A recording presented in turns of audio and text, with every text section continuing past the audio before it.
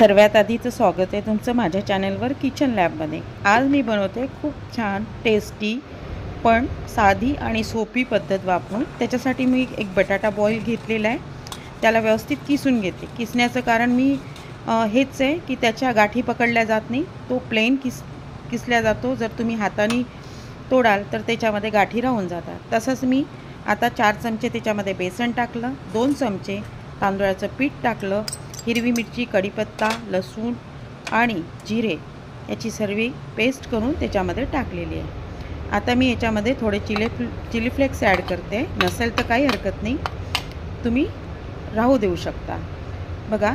आणि त्याच्यानंतर मी आता याच्यामध्ये कसुरी मेथी घेतली आहे, त्याला व्यवस्थित चोळून घेतलं। चोळल्याने त्याची सुगंध खूप छान येते, म्हणून आता त्याच्यामध्ये हळद अर्धा चमचा, मीठ चवीनुसार घेतलेलं आहे।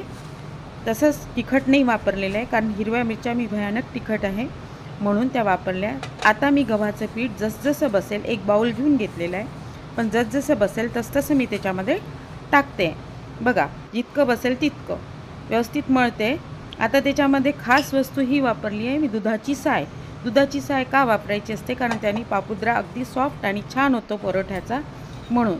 आता वरतून तूप लावते। पूर्णपणे पीठ मळून झालेलं आहे, अर्धा ते पाऊण वाटी एक बटाट्यासाठी, मोठ्या बटाट्यासाठी पीठ वापरल्या गेलं आहे। तसंच 4 चमचे बेसन आणि 2 चमचे तांदूळाचं पीठ। आता व्यवस्थित मी परोठा लाटून घेते आणि तवा पण गरम करायला ठेवलेला आहे बघा। आता व्यवस्थित परोठा लाटते।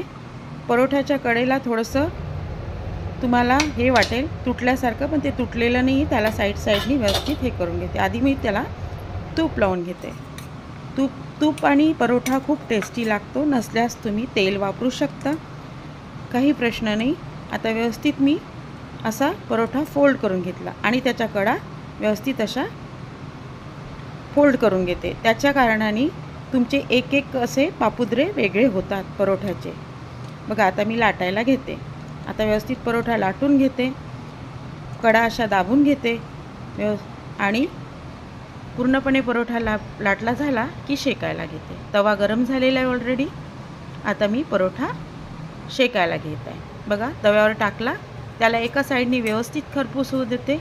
परोठा व्यवस्थित वेळ घेऊनच शेकावं लागणार आहे।